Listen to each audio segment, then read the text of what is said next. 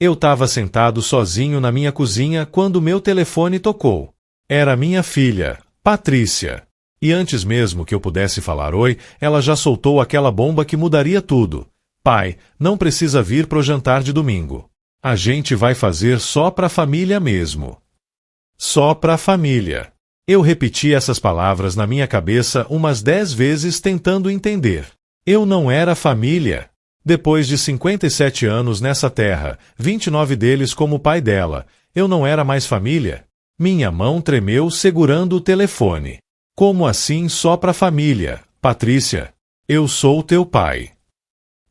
Mas é que o Rodrigo, meu marido, ele acha que seria melhor ser só a gente e os pais dele. Você entende, né? É que fica meio estranho ter muita gente. A voz dela estava meio apressada, meio nervosa. Mas a gente se vê outro dia, tá bom? Eu fiquei ali, paralisado. Mudo. Não consegui nem responder. Ela desligou. E eu fiquei olhando para aquela parede branca da cozinha, sentindo meu peito apertar de um jeito que eu nunca tinha sentido antes. Aquele tipo de dor que não tem remédio, sabe? Que não adianta tomar um comprimido ou deitar um pouco. É uma dor que fica ali, pulsando, te lembrando que você não vale mais nada para os seus próprios filhos. Minha esposa tinha falecido fazia 4 anos. Câncer. Foi rápido, cruel, destruidor. E desde então, Patrícia era tudo o que eu tinha. Meu único filho. Minha única família. Eu tinha me dedicado tanto a ela. Paguei faculdade particular, dei um carro quando ela se formou, ajudei com a entrada do apartamento dela quando ela casou. Eu sempre tive uma vida confortável. Trabalhei a vida inteira como engenheiro civil, fiz uns investimentos espertos, tinha uma aposentadoria boa e algumas propriedades que me davam renda. Não era milionário, mas estava tranquilo. E agora ela me excluía de um simples jantar de domingo. Fiquei ali sentado por horas. Nem sei quanto tempo passou. Só sei que quando olhei pela janela, já estava escurecendo. E foi aí que surgiu aquela ideia idiota na minha cabeça. Aquela mentira pequena que ia virar esse furacão todo. Eu ia inventar que tinha um jantar. Um jantar importante. Com gente importante. E ia postar isso nas redes sociais. Só para mostrar para ela que eu não estava ali, largado, excluído, sofrendo. Que eu também tinha uma vida. Que eu também era convidado para as coisas. Peguei meu celular e abri aquele aplicativo que minha filha tinha me ensinado a usar. Comecei a escrever, que jantar maravilhoso. Reunido com pessoas incríveis, conversas extraordinárias. A vida reserva surpresas magníficas quando menos esperamos. Eu nem ia postar de verdade. Mas meu dedo escorregou. Ou talvez eu quisesse mesmo postar e não quis admitir. Sei lá. O fato é que postei. E pronto. Tava feito. Nem 2 minutos depois, meu telefone começou a apitar. Mensagens. Uma atrás da outra. Mas não era Patrícia. Era meu irmão, Marcos. Nossa, Ricardo, que jantar é esse? Tá cheio de gente chique aí? Manda foto. E tinha meu primo. E tinha uns conhecidos. Todo mundo querendo saber desse jantar inexistente. Eu comecei a suar frio. Que burrice eu tinha feito. Como eu ia explicar aquilo? Pensei em apagar a postagem, mas aí todo mundo ia achar esquisito. Pensei em falar a verdade, mas ia ser humilhante demais. Então eu fiz o que qualquer idiota desesperado faria. Entrei mais fundo na mentira.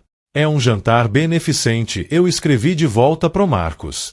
Pessoal da alta sociedade, tô aqui representando uns projetos sociais. Mentira atrás de mentira. Eu nem sabia mais o que estava falando. Mas aí aconteceu algo que eu não esperava. Uma mulher que eu conhecia de vista, a Júlia, ela era advogada e morava no mesmo condomínio que eu, ela comentou na publicação, que maravilha, Ricardo. Fiquei sabendo desse jantar. É para arrecadar fundos pro abrigo de idosos, né? Que iniciativa linda. Vou espalhar a notícia. Abrigo de idosos. Que abrigo de idosos? Eu nem tinha mencionado nada disso. Mas agora ela estava espalhando a notícia. E as curtidas aumentavam. E os comentários também. Gente que eu nem conhecia direito estava compartilhando. Olha que exemplo de cidadão. Precisamos de mais pessoas assim. Vou fazer uma doação também. Eu entrei em pânico. Tentei mandar mensagem para Júlia explicando que era um mal-entendido, mas ela não viu. Ouviu e achou que eu estava sendo modesto. Não sei. O fato é que em menos de 3 horas, metade da cidade estava falando sobre o tal jantar beneficente que eu tinha organizado pro abrigo de idosos. E Patrícia me ligou. Pai, que história é essa que você está organizando um jantar beneficente e não me contou nada? A voz dela estava diferente. Animada. Empolgada. Todo mundo tá comentando. A esposa do chefe do Rodrigo viu e ficou super impressionada. Disse que quer conhecer você. Eu fiquei sem palavras. É que surgiu de última hora. Mas pai, você podia ter me contado. Eu queria ter ajudado. Aliás, posso ajudar ainda? O jantar é quando? Agora eu tinha que inventar uma data. Daqui a 2 semanas, eu falei, escolhendo um prazo aleatório. 2 semanas me davam tempo para pensar numa saída daquela confusão. Perfeito! Eu vou ajudar você a organizar tudo. Vou falar com o Rodrigo. A gente pode usar os contatos dele. Ah, pai, tô tão orgulhosa. Ela desligou antes que eu pudesse protestar. Eu fiquei ali, olhando pro telefone, percebendo a dimensão da besteira que eu tinha feito. Agora eu tinha que organizar um jantar beneficente de verdade. Um jantar que eu tinha inventado só para disfarçar a dor de ter sido excluído do almoço de domingo. Nos dias seguintes, a coisa só piorou. Patrícia apareceu na minha casa com uma pasta cheia de papéis. Olha, pai, eu fiz uma lista de convidados potenciais. Gente que tem dinheiro e gosta de causas sociais. Ela estava radiante, mais animada do que eu tinha visto em anos. E já liguei pro abrigo. Eles ficaram tão emocionados. Disseram que estão precisando muito de doações. O abrigo. Claro. Agora tinha gente de verdade envolvida. Gente que precisava de ajuda de verdade. E eu, um mentiroso, no meio de tudo isso. Patrícia sentou na minha mesa de jantar e abriu a pasta. Pai, olha só. Eu dividi os convidados em categorias.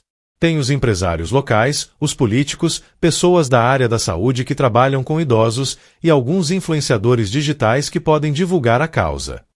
Ela estava tão profissional, tão organizada. Quando foi que minha filha tinha crescido tanto? Quando foi que ela tinha se tornado essa mulher capaz e determinada? Influenciadores digitais. Eu perguntei, ainda tentando entender metade do que ela falava. Pai. Gente que tem muitos seguidores na internet. Eles podem postar sobre o evento e trazer mais visibilidade. Ela me mostrou o celular com perfis de pessoas que eu nunca tinha visto na vida. Esse aqui tem 500 mil de seguidores. Se ele falar do jantar, a gente pode dobrar as doações. 500 mil de pessoas olhando pro meu evento falso que virou real. A pressão no meu peito aumentou. Patrícia, será que não tá ficando grande demais? Quero dizer, talvez a gente devesse fazer algo mais intimista. Pai! Ela me olhou como se eu tivesse dito a maior bobagem do mundo. Quanto maior, melhor. Quanto mais gente, mais doações, mais ajuda pro abrigo. Não é isso que você quer. Era. E não era. Eu queria ajudar, mas também queria que aquele pesadelo acabasse logo. Queria acordar e descobrir que nada daquilo era real. Mas era. E estava ficando mais real a cada segundo. Naquela noite, depois que Patrícia foi embora, eu sentei no sofá com uma garrafa de uísque. Não sou de beber muito, mas aquele dia pedia. Liguei a TV só para ter algum barulho de fundo, mas não prestava atenção em nada. Minha cabeça estava girando com tudo o que tinha que fazer. Cardápio, decoração, discurso, convites formais, lista de confirmados, Fotógrafo. Tinha até que contratar um fotógrafo. Peguei meu celular e vi que tinha mensagens no grupo da família. Meu irmão Marcos tinha compartilhado a notícia do jantar beneficente com todo mundo. Meus primos estavam comentando. Que orgulho do Ricardo! Sempre soube que ele era especial. A família toda tá de parabéns. Eu nem era tão próximo da maioria deles. Via esses primos uma vez por ano, se muito. Mas agora todo mundo queria falar comigo. Queria fazer parte daquilo. Queria se associar ao sucesso. E foi aí que bateu. Não era nem sobre ajudar os outros ou sobre ser uma boa pessoa. Era sobre status. Sobre imagem. Sobre poder dizer eu conheço o Ricardo, aquele cara que organiza eventos beneficentes. Eu tinha me tornado uma commodity social. Um produto. Mas talvez sempre tivesse sido assim. Talvez Patrícia só tivesse começado a me valorizar de novo porque agora eu era alguém aos olhos dela. Alguém que fazia coisas importantes. Não apenas o pai viúvo e solitário. Esse pensamento doeu mais do que deveria. Bebi mais um gole de uísque e tentei afastar essas ideias da cabeça. Não. Patrícia não era assim. Ela me amava de verdade. Eu tinha que acreditar nisso. Patrícia, filha, olha. Eu tentei falar, mas ela me interrompeu. Pai, não seja modesto. O que você tá fazendo é incrível. Aliás, o Rodrigo tá super animado também. Ele disse que a empresa dele pode patrocinar parte do evento. Você acredita? Rodrigo. O mesmo Rodrigo que tinha pedido para ela me excluir do jantar de domingo. Agora ele queria patrocinar meu evento falso. A ironia era tão absurda que eu quase ri. Quase. E tem mais, Patrícia continuou, os olhos brilhando. A mãe do Rodrigo, a Berenice, ela é presidente de um clube social. Ela ofereceu o salão de festas deles de graça. Disse que é uma honra apoiar uma causa tão nobre. E que quer te conhecer melhor. A mãe do Rodrigo. A mulher que provavelmente tinha sido a razão da minha exclusão do tal jantar só para a família. Agora ela queria me conhecer. Queria me honrar. Tudo por causa de uma mentira.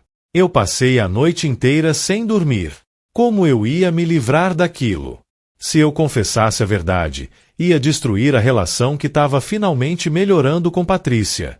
Ela ia me odiar. E pior, ia decepcionar todas aquelas pessoas do abrigo que agora tinham esperança de receber ajuda.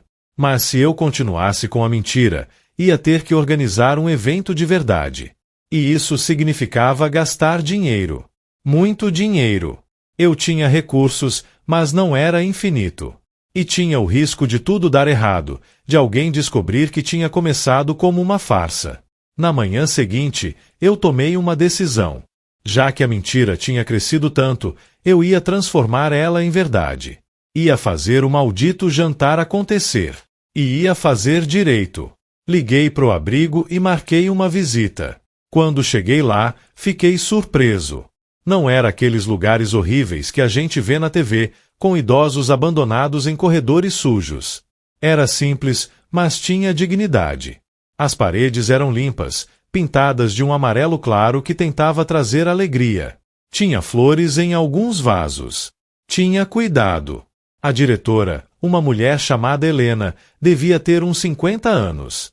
Cabelo preso num coque, olhos cansados mas bondosos. Ela me recebeu com um sorriso tão sincero que me deu vontade de chorar. Senhor Ricardo, o senhor não sabe o que significa pra gente essa iniciativa. A gente tá com as contas apertadas. Precisamos de reformas urgentes, o teto tá com infiltração. E os mantimentos, a gente tá contando cada grão de arroz. Ela me levou para fazer um tour. Mostrou os quartos, pequenos, mas organizados. Cada idoso tinha sua cama, seu armário, suas poucas posses. A gente tenta dar privacidade para cada um, Helena explicou. Mas é difícil com o espaço que temos. Passamos pela cozinha. Uma senhora de uns 70 anos estava descascando batatas. Ela sorriu quando me viu. Bom dia. O senhor é o moço do jantar. Sua voz era doce, cheia de esperança. Sou, sim. Que Deus abençoe o senhor. Que Deus abençoe muito. Ela voltou a descascar as batatas, mas vi uma lágrima escorrer pelo rosto dela. Helena me levou para a sala de convivência. Tinha uns 10 idosos ali. Alguns jogando dominó. Outros assistindo uma TV velha. Um senhor de cabelo completamente branco tocava violão no canto, uma música antiga que eu não reconheci. Esse é o Maurício, Helena me apresentou. Ele tocava em orquestras famosas antes da vida mudar. Maurício parou de tocar e me cumprimentou. Sua mão era forte, firme. Prazer, jovem. Ouvi falar do Senhor. Dizem que o Senhor é um anjo. Não sou anjo não, eu respondi, meio sem graça. Pra nós é. Ele apontou pro teto. Vê aquelas manchas? É infiltração. Quando chove forte, a gente tem que colocar balde. Já molhou a guitarra de som do Pedrinho 3 vezes.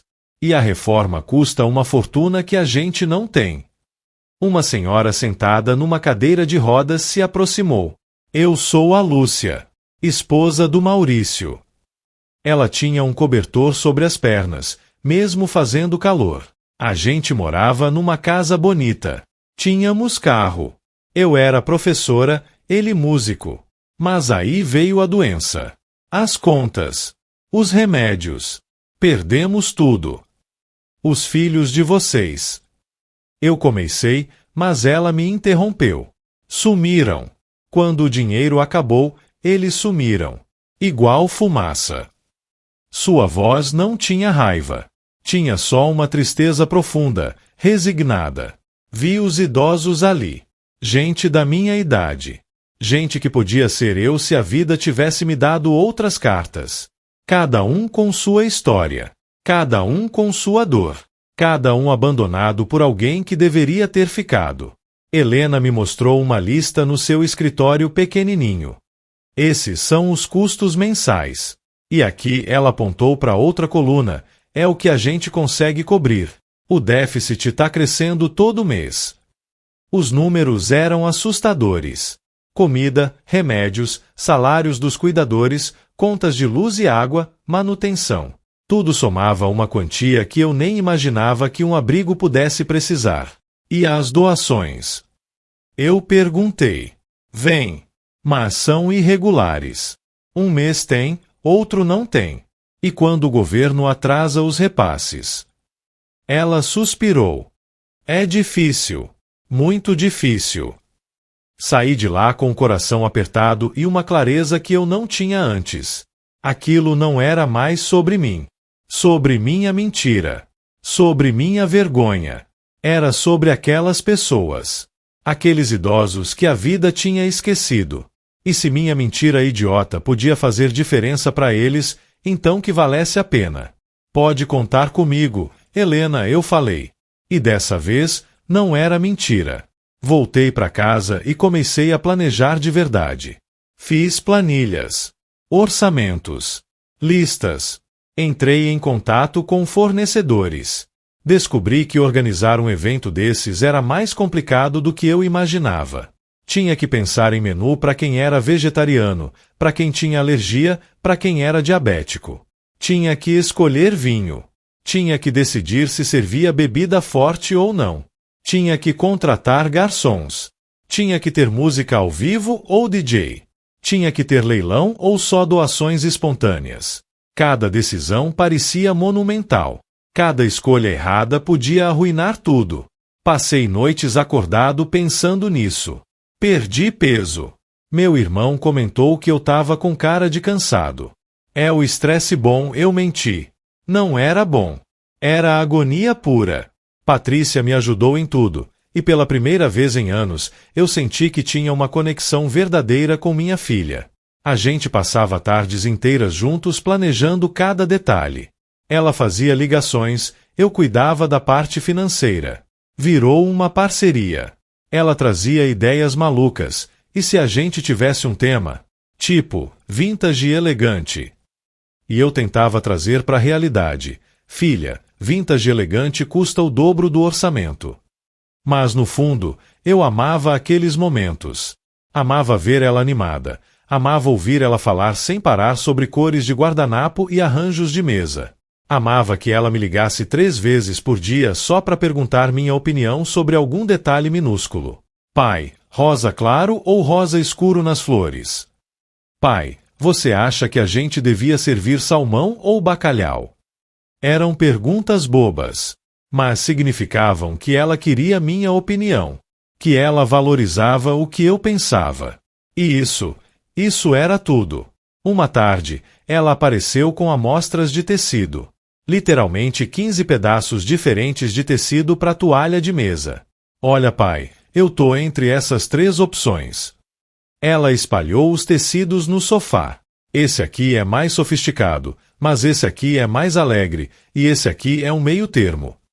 Eu olhei para os tecidos. Todos pareciam iguais para mim. Sinceramente, filha, eu não vejo diferença. Ela riu. Uma risada gostosa, genuína. Claro que você não vê. Você é homem. Então ela ficou séria, me olhou nos olhos. Pai, eu queria te agradecer. Agradecer por quê? Por me deixar fazer parte disso. Por me incluir. Eu sei que seria mais fácil você contratar alguém para organizar tudo, mas você me deixou ajudar. E isso significa muito para mim. Eu quase contei a verdade ali. Quase falei, filha, nada disso é o que você pensa. Eu não sou esse homem maravilhoso. Eu sou só um velho desesperado que mentiu e agora tá tentando consertar a besteira que fez. Mas não falei, porque vi nos olhos dela algo que eu não via fazia tempo. Orgulho. Ela estava orgulhosa de mim. E eu não podia destruir isso. Eu que agradeço você, Patrícia. Não conseguiria fazer isso sozinho. Ela me abraçou. E eu fechei os olhos e me permiti sentir aquele momento. Minha filha nos meus braços. Segura. Feliz. Presente. Rodrigo apareceu uma tarde na minha casa. Foi estranho no começo. Ele nunca tinha vindo me visitar antes. Sempre foi meio distante, sabe? Aquele tipo de genro que cumprimenta educado, mas nunca quer muita proximidade. Trocava algumas palavras nas festas de família, mas nada além disso. Eu sabia coisas básicas sobre ele, que trabalhava com tecnologia, que ganhava bem, que era filho único, mas não conhecia ele de verdade. Ele chegou com uma garrafa de vinho. Sogro, trouxe isso aqui. Ouvi dizer que você gosta de tinto. Não era verdade. Eu preferia branco, mas aceitei o gesto. Sentamos na varanda. Ele ficou meio quieto no começo, olhando pro horizonte, girando a taça de vinho nas mãos. Eu esperei. Aprendi com os anos que às vezes o silêncio é necessário para deixar as palavras certas aparecerem. Sogro, ele falou finalmente, a voz baixa. Eu queria pedir desculpa pela história do jantar de domingo. Foi ideia da minha mãe. Ela tem umas ideias meio antiquadas. Mas eu fui fraco em não te defender. Me desculpa mesmo. Eu fiquei surpreso. Nunca imaginei que ele fosse ter coragem de tocar naquele assunto. A maioria das pessoas prefere varrer os desconfortos para debaixo do tapete e fingir que nada aconteceu. Mas ali estava ele, confrontando aquilo de frente. Deixa pra lá, Rodrigo. Não deixa não. Foi errado. Ele tomou um gole grande de vinho. A verdade é que eu tive medo de contrariar minha mãe. Ela ficou muito controladora depois que meu pai morreu. E eu sou filho único. Sinto uma responsabilidade enorme por ela. Então acabo cedendo em coisas que eu não deveria ceder. Eu entendi aquilo mais do que ele imaginava. A pressão de ser a única família que alguém tem. O peso de carregar as expectativas todas. E vi como você é, organizando esse evento todo. Você é um cara incrível. E eu quero ajudar de verdade. Ele me encarou. A empresa tá topando bancar metade dos custos do jantar. Mas não é só dinheiro. Eu quero estar presente. Quero fazer parte disso. Quero que você saiba que eu te respeito. Respeito. Uma palavra tão simples, mas que significava tanto. Especialmente vindo dele. Rodrigo, posso te fazer uma pergunta? Claro. Por que você casou com a Patrícia? Ele pareceu surpreso com a pergunta. Pensou um pouco antes de responder. Porque ela é a pessoa mais genuína que eu já conheci. No mundo em que eu trabalho, todo mundo usa máscara. Todo mundo está sempre calculando, sempre querendo alguma coisa. Mas a Patrícia, ela é real. Ela fala o que pensa, sente o que sente, sem filtros ou jogos. E quando ela olha para mim, eu sei que ela me vê de verdade. Não minha conta bancária. Não meu cargo. Só eu. Era uma resposta bonita, honesta, e me fez gostar dele um pouco mais. Ela puxou isso de você, ele continuou. Essa autenticidade. Eu percebo quando ela fala de você, quando conta histórias da infância dela. Você sempre foi presente. Sempre foi verdadeiro com ela. E eu admiro isso. Nem sempre eu confessei. Nem sempre eu fui o pai que ela merecia. Ninguém é perfeito, sogro. Mas você tá aqui, tentando. Isso é o que importa. A gente ficou ali conversando por horas. Ele me contou sobre o pai dele, que tinha morrido de infarto súbito aos 58 anos. Num dia ele estava bem, no outro ele sumiu. Nem deu tempo de me despedir, de dizer as coisas que eu queria dizer. Sua voz falhou. Por isso eu não quero desperdiçar tempo. Não com as pessoas que importam. Entendi naquele momento que Rodrigo não era o vilão da história. Ele era só mais uma pessoa tentando navegar as complexidades de relacionamentos familiares.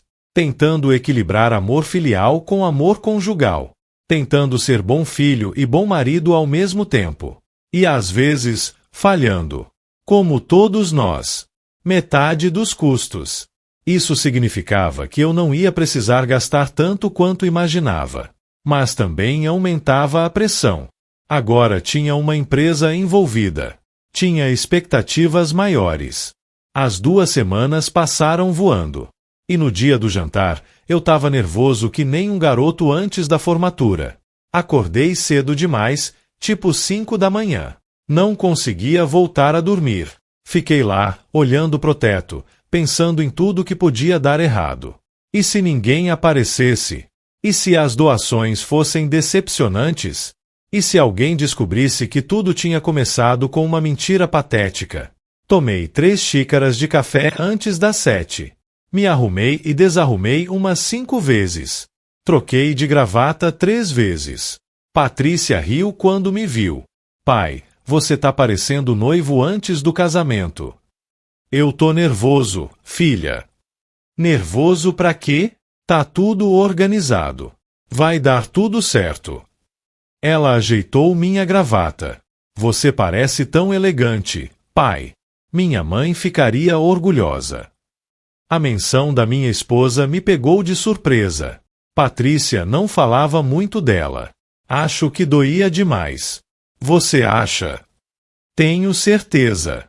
Ela sempre falava que você era o homem mais generoso que ela conhecia. E hoje você tá provando isso pro mundo inteiro. Generoso. Eu não me sentia generoso. Me sentia fraudulento. Cheguei no salão 2 horas antes. O lugar tava lindo. Patrícia tinha contratado um decorador que fez milagres. Mesas elegantes com toalhas brancas impecáveis. Ela tinha escolhido tecido sofisticado no final. Flores cor-de-rosa claro em arranjos delicados. Iluminação suave que criava uma atmosfera aconchegante mas elegante. Tinha até um palquinho pequeno pro discurso e uma banda ao vivo que começaria a tocar mais tarde. Gostou, pai? Patrícia apareceu ao meu lado. Tá perfeito, filha. Perfeito demais. Nada é perfeito demais para uma causa tão importante. Ela apertou minha mão. Daqui a pouco começa a chegar gente. Você tá preparado? Não. Eu não tava preparado. Mas acenei que sim. Os primeiros convidados chegaram às 7 em ponto. Um casal de empresários que eu não conhecia. Depois veio mais gente. E mais. Em meia hora, o salão estava cheio. Tinha gente que eu reconhecia das redes sociais. Tinha gente que eu nunca tinha visto. Tinha Maurício e Lúcia, do abrigo, que tinham sido convidados especiais.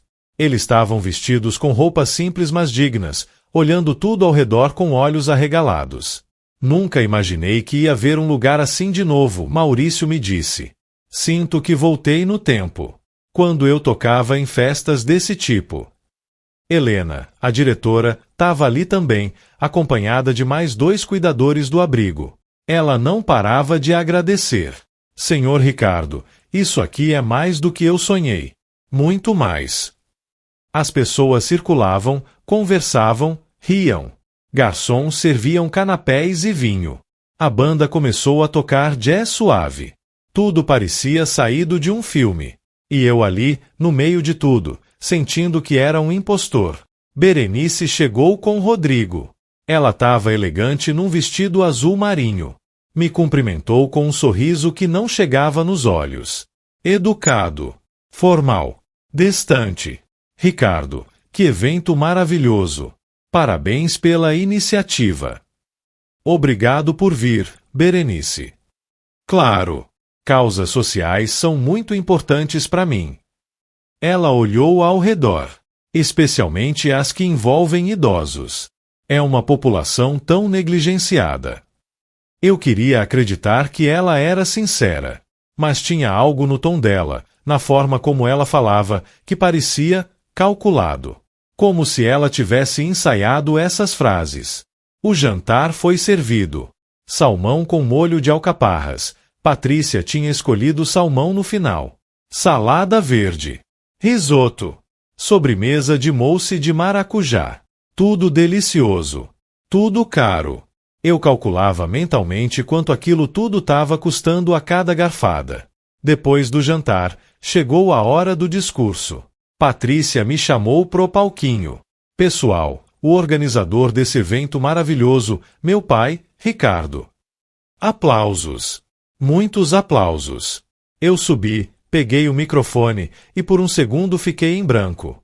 Olhei para a plateia. Todas aquelas pessoas esperando que eu falasse algo inspirador. Algo memorável. Respirei fundo e comecei. As doações começaram a aparecer. Cheques. Transferências. Promessas de ajuda mensal.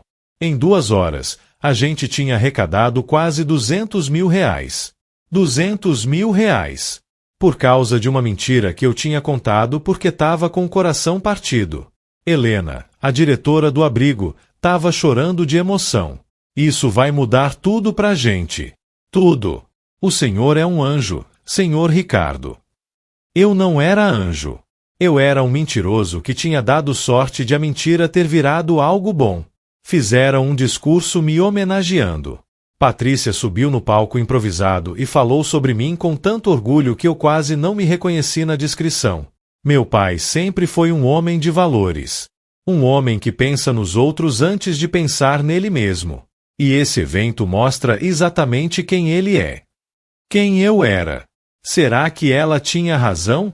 Ou eu era só um velho desesperado por atenção que tinha criado uma farsa elaborada? A noite foi um sucesso absoluto. Mas quando todo mundo foi embora e eu voltei para casa, caí no sofá exausto. Física e emocionalmente exausto. Tinha conseguido. Tinha transformado uma mentira em algo real e bom. Mas a culpa ainda estava ali, roendo por dentro. E aí, 2 semanas depois do evento, aconteceu algo que eu jamais imaginaria. Tava em casa numa quinta-feira à tarde quando tocaram a campainha. Abri a porta e era a Berenice, a mãe do Rodrigo. Sozinha. Ela nunca tinha ido na minha casa antes. Ricardo, posso entrar? Preciso conversar com você. Ela entrou, mas não sentou. Ficou ali, em pé na minha sala, com uma expressão que eu não conseguia decifrar. Séria. Tensa. Eu sei da verdade, ela falou, direto. Sem rodeios. Meu coração disparou. Que verdade? Sobre o jantar beneficente. Sobre como tudo começou. Ela cruzou os braços. Eu tenho uma amiga que trabalha na empresa que gerencia as redes sociais do clube. Ela me mostrou a linha do tempo completa das suas publicações. Como tudo começou com aquela postagem vaga. Como a Júlia interpretou errado. Como você foi, digamos, arrastado pela situação. Eu senti o chão sumir debaixo dos meus pés. Tava tudo acabado. Ela ia contar para Patrícia. Ia contar para todo mundo. Eu ia ser exposto como uma fraude. Berenice, eu posso explicar. Ela levantou a mão, me interrompendo. E então, para minha surpresa total, ela sentou no sofá e suspirou fundo. Senta aqui, Ricardo. Vamos conversar de verdade. Sentei, tenso, esperando o pior. Eu sei por que você fez aquilo, ela começou, a voz mais suave agora. Eu sei porque foi ideia minha excluir você daquele jantar de domingo. E eu sei que foi errado. Eu olhei para ela, confuso. Você sabe. Claro que sei. Rodrigo me contou que pediu desculpas a você. E quando ele contou, eu fiquei envergonhada. Muito envergonhada. Ela olhou para as próprias mãos. Sabe o que é? Eu perdi meu marido faz 6 anos. E desde então, eu tenho essa necessidade de controlar tudo ao meu redor. Especialmente a família do Rodrigo. É como se eu quisesse criar essa bolha perfeita onde nada de ruim pode entrar. E você representava algo que me assustava. O que eu representava? Solidão. Viuvez.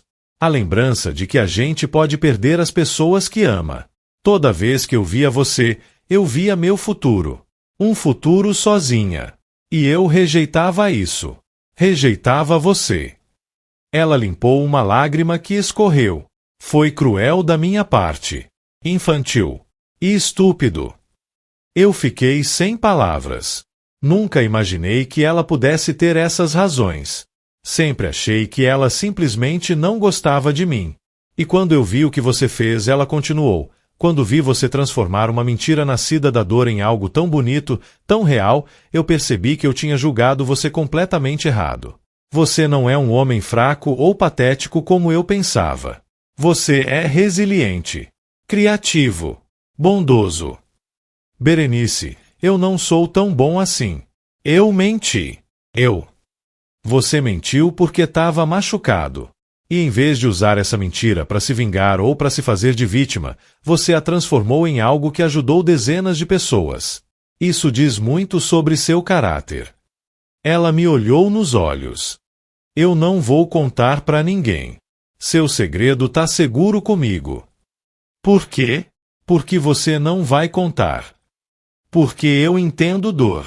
Entendo desespero. E entendo que às vezes a gente faz coisas impensadas quando tá sofrendo. Ela se levantou. E porque eu acho que você merece uma segunda chance. Assim como eu mereço uma chance de ser uma pessoa melhor. Ela foi embora depois disso. E eu fiquei ali, processando tudo o que tinha acontecido. A mentira tinha sido descoberta, mas de uma forma que eu nunca imaginei. E em vez de destruição, trouxe compreensão. Trouxe uma conexão inesperada com uma mulher que eu achava que me odiava. Naquela noite, não consegui dormir. Fiquei pensando em tudo que Berenice tinha dito. Sobre ver em mim o seu futuro. Sobre ter medo da solidão. Sobre controlar tudo ao redor como forma de se proteger. Eu entendia aquilo profundamente.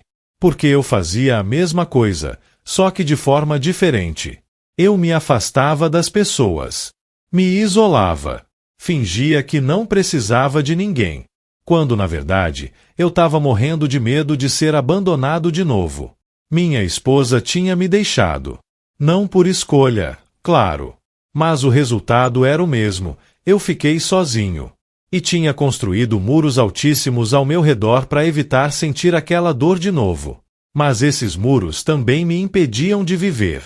De me conectar. De ser feliz. Peguei uma foto dela da gaveta. Minha esposa. Clara. Ela sorria naquela foto, Aquele sorriso que iluminava qualquer ambiente. Fazia 4 anos que ela tinha ido. 4 anos que eu vivia no piloto automático. Acordava, comia, trabalhava, dormia, repetia. Sem propósito. Sem alegria. Apenas existindo. O que você acha de tudo isso? Perguntei para a foto. Óbvio que ela não respondeu, mas eu podia imaginar o que ela diria. Clara sempre foi direta. Ricardo, você é um idiota por ter mentido. Mas você fez uma coisa linda nascer dessa mentira. E isso conta para alguma coisa. Guardei a foto de volta e tomei uma decisão. Eu ia parar de se punir. Ia parar de viver com medo. Ia abraçar essa segunda chance que a vida tinha me dado. 3 dias depois, Berenice me ligou. Ricardo, preciso que você venha almoçar na minha casa no domingo. E não aceito não como resposta. Domingo. O mesmo dia da semana que eu tinha sido excluído meses atrás. A ironia não passou despercebida. 3 dias depois, Berenice me ligou. Ricardo, preciso que você venha almoçar na minha casa no domingo. E não aceito não como resposta. Domingo. O mesmo dia da semana que eu tinha sido excluído meses atrás. A ironia não passou despercebida. Mas dessa vez, era diferente. Eu estava sendo incluído. Convidado. Querido. Cheguei na casa dela meio receoso. Era uma casa grande, elegante, cheia de antiguidades e bom gosto. Mas quando entrei, vi que tinha mais gente. Patrícia estava lá. Rodrigo. E mais 2 pessoas que eu não conhecia. Um casal de idosos que eu reconheci imediatamente, Maurício e Lúcia, do abrigo. Ricardo, Berenice me apresentou formalmente, embora ela já os conhecesse da noite do jantar. Esses são Maurício e Lúcia. Eles moram no abrigo que você ajudou. Eu os convidei para almoçar com a gente. Almoçar. Com pessoas do abrigo. Na casa da mulher que tinha me excluído de um jantar meses atrás. Na mesma mesa onde eu deveria ter estado naquele domingo fatídico. Maurício estava nervoso. Dava para ver nas mãos dele, que tremiam levemente enquanto segurava o guardanapo. Nunca imaginei que ia sentar numa mesa assim de novo, ele sussurrou para mim. Me sinto até deslocado. Você não tá deslocado, Berenice falou, ouvindo. Você tá exatamente onde deve estar, entre amigos. Amigos. Aquela palavra tinha peso. O almoço foi transformador. A gente comeu, bebeu vinho e, principalmente, conversou. Maurício contou histórias da época que tocava. Eu já toquei para governador. Pra gente famosa. Tinha uma vida boa. Ele olhou para Lúcia. A gente tinha uma vida boa. O que aconteceu? Patrícia perguntou, gentilmente. Lúcia tomou a frente. Maurício teve um derrame. Perdeu parte dos movimentos da mão esquerda. Não conseguia mais tocar profissionalmente. As economias foram todas para os tratamentos. A casa foi vendida para pagar dívidas. E nossos filhos? Ela pausou, a dor visível no rosto. Nossos filhos sumiram quando o dinheiro acabou. Ligaram uma vez. 2. Depois pararam. Acho que a gente virou um lembrete inconveniente de que a vida pode dar errado. O silêncio na mesa era pesado. Berenice limpou uma lágrima. Meus filhos também me abandonaram quando meu marido morreu, ela confessou. De repente, percebi que eu tinha entendido errado. Rodrigo não era filho dela. Eles moravam longe, tinham suas vidas. Vieram pro funeral e depois, silêncio. Ligações esporádicas. Visitas raras. Rodrigo é meu sobrinho. Mas ele é mais presente que meus próprios filhos. Rodrigo pegou na mão dela. Tia, você sabe que eu tô sempre aqui. Eu sei. E sou grata. Ela olhou para cada um de nós. A família que importa não é sempre a que a gente nasce. Às vezes é a que a gente escolhe. A que a gente constrói. Continuamos conversando por horas. Maurício tocou violão depois do almoço. Ele tinha trazido um emprestado. Os dedos não funcionavam perfeitamente, mas a música que saiu era linda, melancólica e cheia de esperança ao mesmo tempo. Quando eu fui embora, tarde da noite, Berenice me parou na porta. Ricardo, eu queria propor algo. O que? Vamos fazer isso virar tradição. Jantar beneficente a cada 6 meses. Eu posso ajudar com a organização. Tenho contatos. Experiência com eventos. E seria bom ter um propósito de novo. Um propósito. Eu entendia perfeitamente o que ela queria dizer. Aceito, eu respondi. Mas com uma condição. Qual? Que você também seja voluntária no abrigo comigo. 1 vez por semana. Para conhecer essas pessoas de verdade. Não só em eventos formais. Ela pensou por um momento e então sorriu. Um sorriso verdadeiro, que iluminou o rosto dela. Trato feito. Patrícia me abraçou quando eu estava saindo. Pai, eu tô tão feliz que você organizou aquele jantar. Sabe por quê? Porque me fez perceber o quanto eu tinha me afastado de você. O quanto eu tinha deixado outras pessoas ditarem como eu devia me relacionar com meu próprio pai. Eu só consegui abraçar ela de volta, com força. Minha filha. Minha única família. Nos meses seguintes, o evento virou uma tradição. A gente decidiu fazer a cada 6 meses. E eu?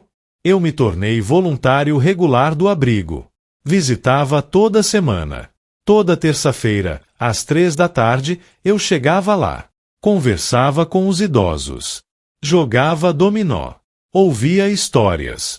E, principalmente, fazia companhia.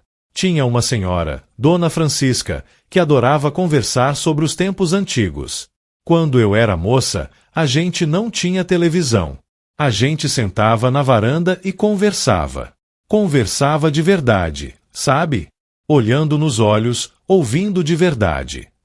Ela sempre segurava minha mão quando falava. Mãos enrugadas, cheias de histórias.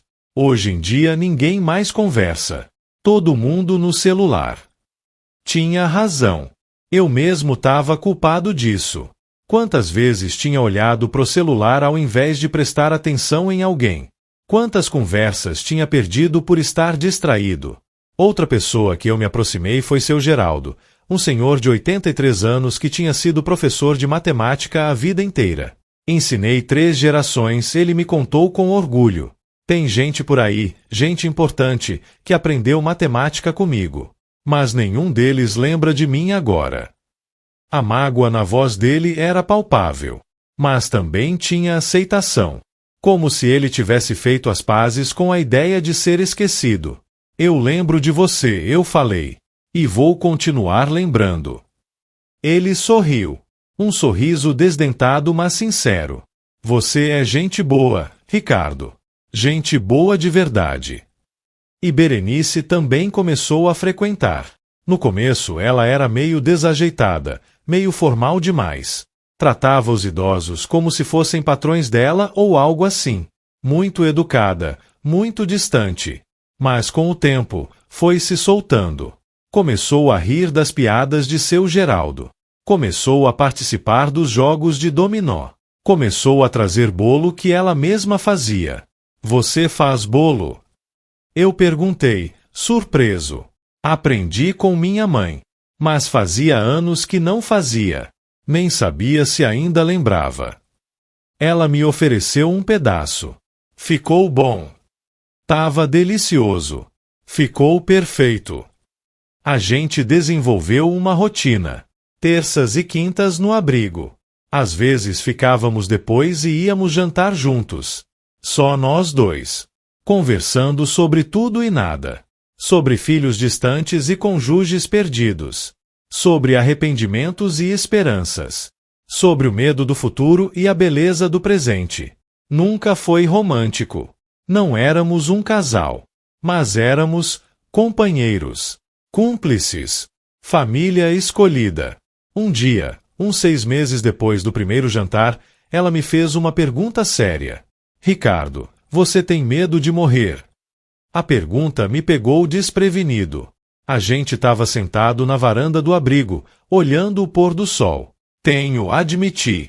Mas não de morrer em si. Tenho medo de morrer sozinho. Tenho medo de não importar. De ser esquecido. Eu também. Passo noites acordada pensando nisso. Quando eu morrer, quem vai se importar? Meus filhos vão aparecer pro funeral, dividir a herança e seguir com as vidas deles. E eu vou ser só uma lembrança inconveniente. Não pensa assim. Mas é verdade. Ela olhou para mim. A gente dedica a vida inteira para as pessoas. Pros filhos principalmente. Abre mão de sonhos, de liberdade, de tudo. E no final, quando a gente precisa deles, eles não estão lá. Não tinha como discordar, porque, em parte, era verdade. Mas sabe o que eu aprendi? Ela continuou. Aprendi que a gente não pode viver esperando reciprocidade. Não pode viver em função do que os outros vão fazer ou deixar de fazer por nós. A gente tem que viver por nós mesmos. Encontrar propósito em nós mesmos. Eram palavras sábias. Difíceis de aceitar, mas sábias.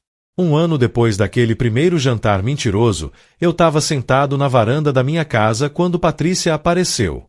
Era uma quinta-feira de tarde, o que era estranho. Ela normalmente trabalhava nesse horário. Ela estava com um envelope na mão e um sorriso nervoso no rosto. Os olhos brilhando de uma forma que eu não via desde que ela era criança. Pai, tenho uma notícia. Meu coração disparou. Notícia podia ser boa ou ruim. Que notícia? Você vai ser avô. O mundo parou.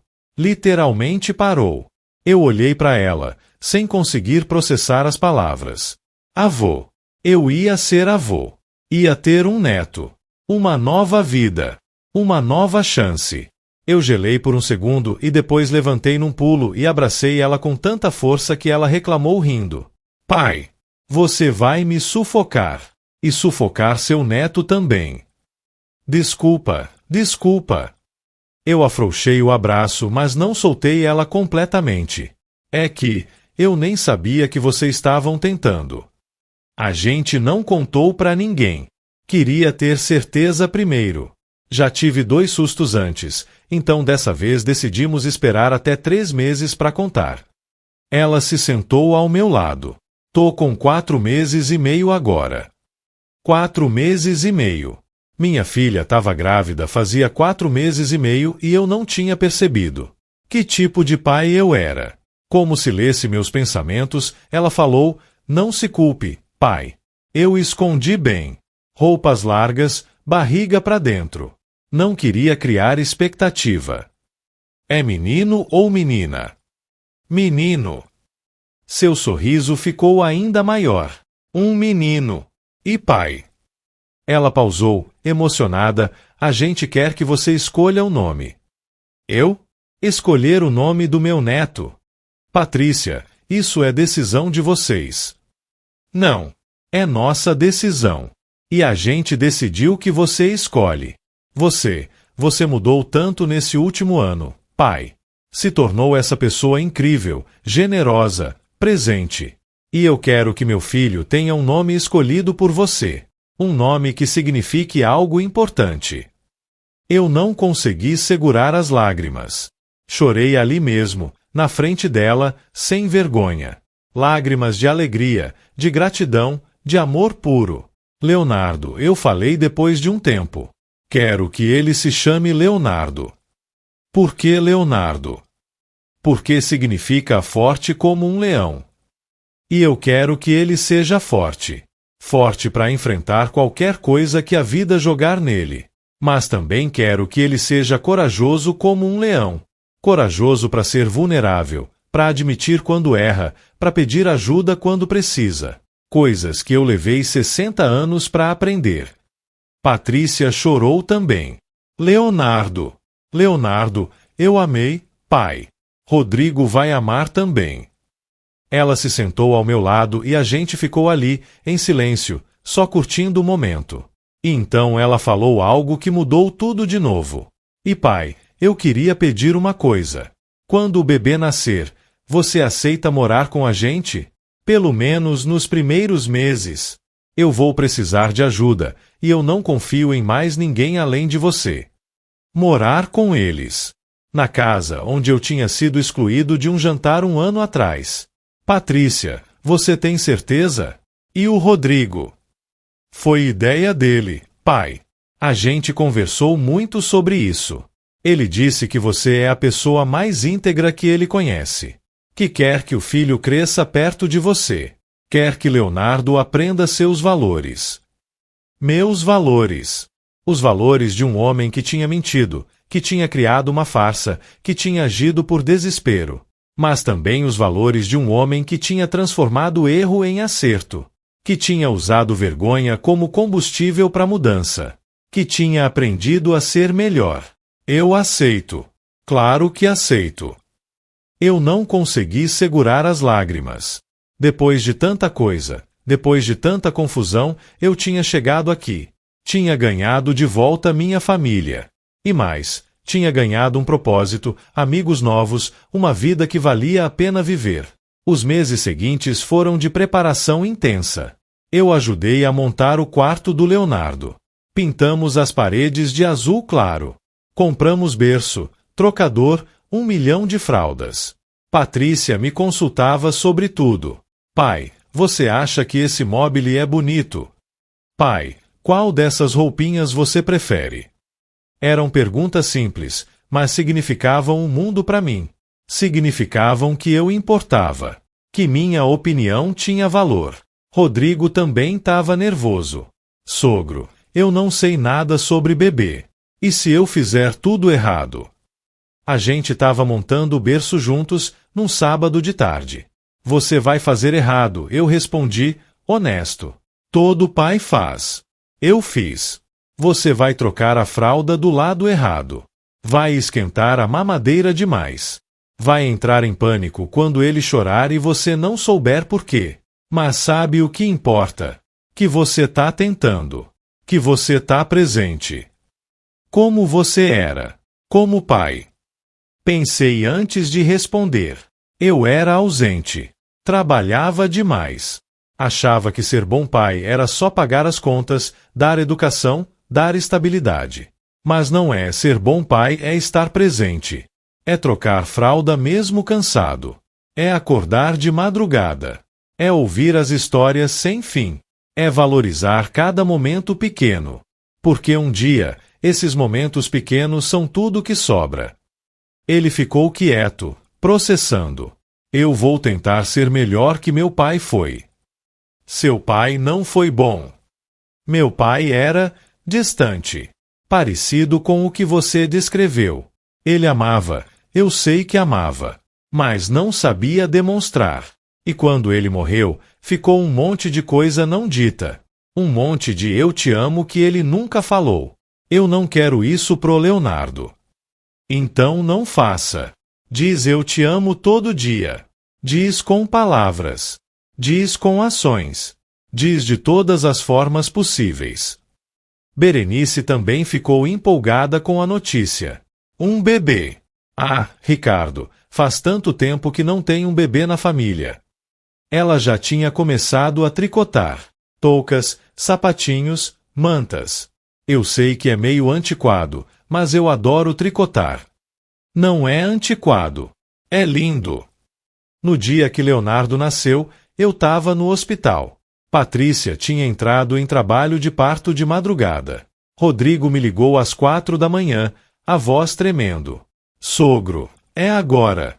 Tô indo pro hospital. Eu cheguei antes deles. Tava tão nervoso que dirigi acima da velocidade. Esperei na sala de espera por horas. 8 horas. 8 horas de ansiedade pura.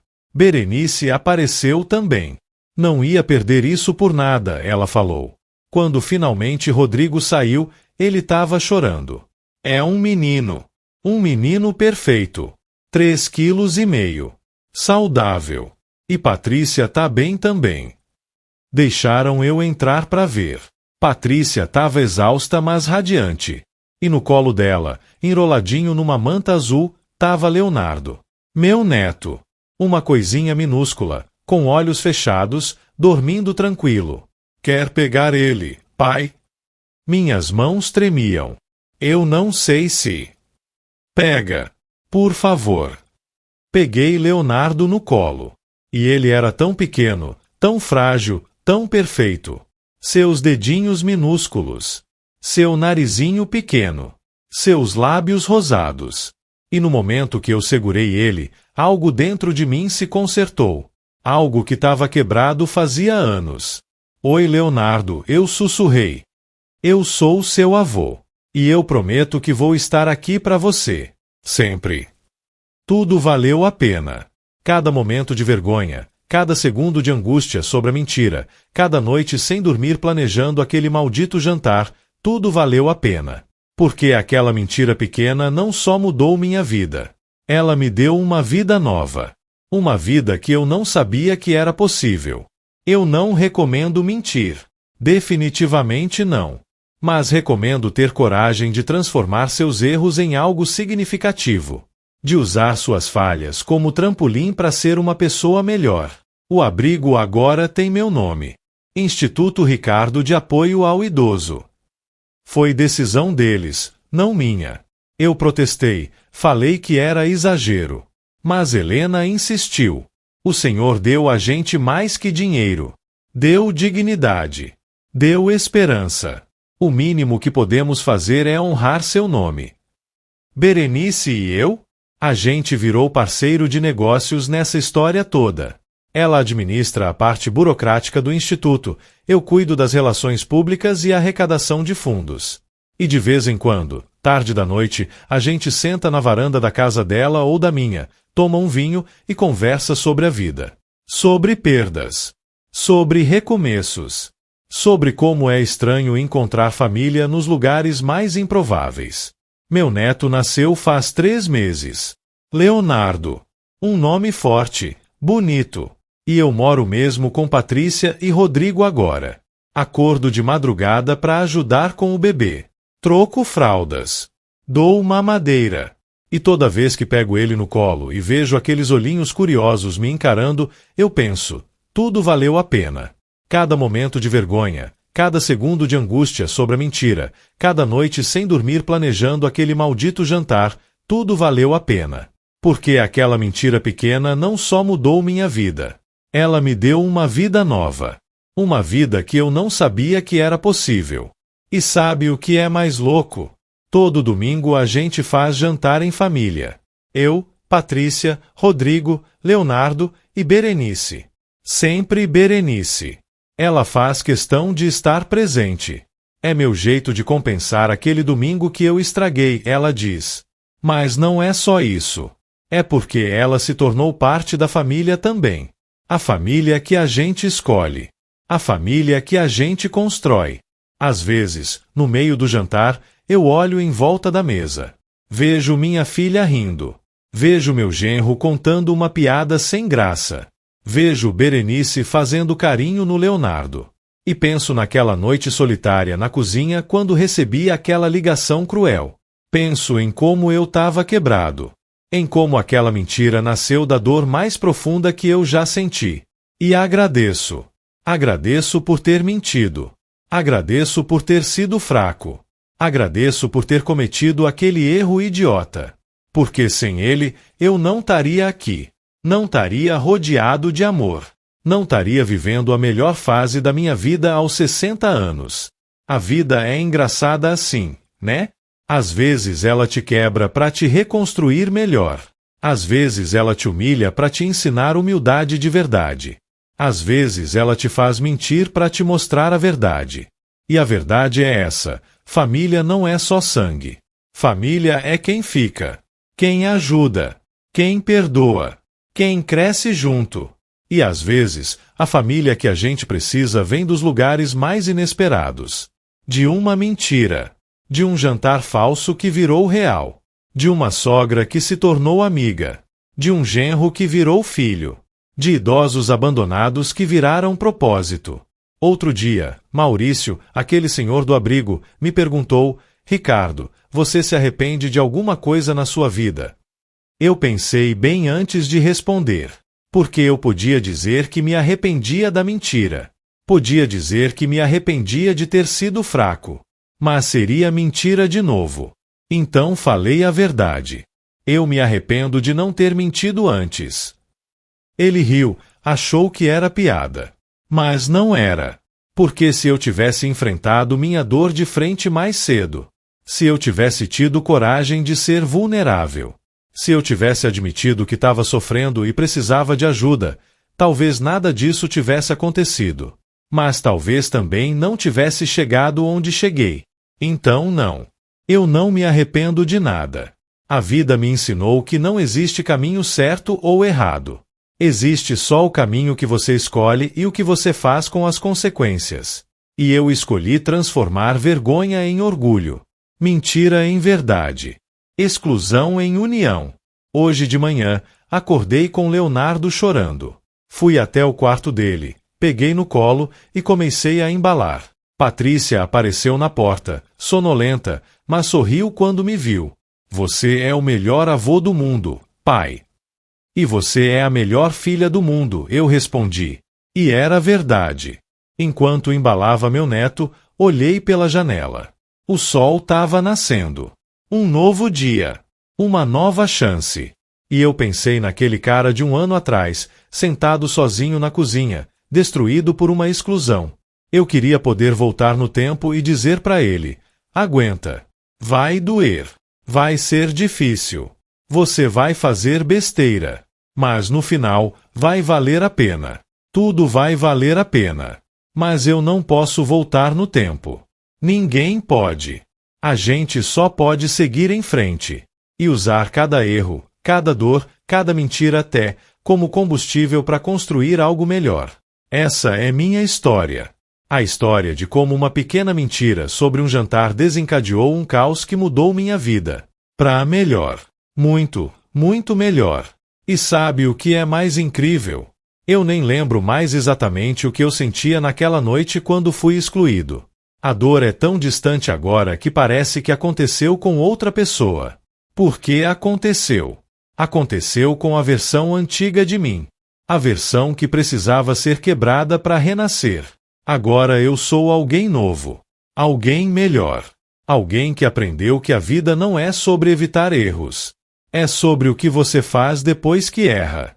É sobre transformação, redenção, reconstrução. Semana que vem tem outro jantar beneficente. O quarto já. E dessa vez, a gente vai arrecadar fundos para expandir o abrigo, construir mais quartos, acolher mais gente, fazer mais diferença. Patrícia tá organizando tudo de novo. Rodrigo conseguiu mais patrocinadores. Berenice tá cuidando do cerimonial. E eu?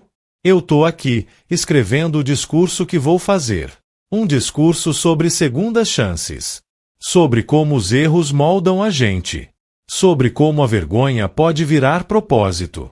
E diferente daquele primeiro jantar, eu não tô nervoso. Eu tô em paz. Porque agora não é uma mentira. É minha verdade. É minha vida. É quem eu me tornei. E quem eu me tornei é muito, muito melhor do que quem eu era. Então, obrigado, Patrícia do passado, por me excluir daquele jantar. Obrigado, Berenice do passado, por ser cruel. Obrigado, eu do passado, por ser fraco e mentir. Porque sem tudo isso, eu não seria o homem que sou hoje. O avô presente. O voluntário dedicado. O amigo leal. O pai amado. A vida é cheia de reviravoltas absurdas. E às vezes, as piores coisas que acontecem com a gente são exatamente o que a gente precisava para encontrar o melhor caminho. Minha jornada começou com rejeição e mentira. Mas terminou, ou melhor, continua, com amor, verdade e propósito. E não tem final melhor que esse.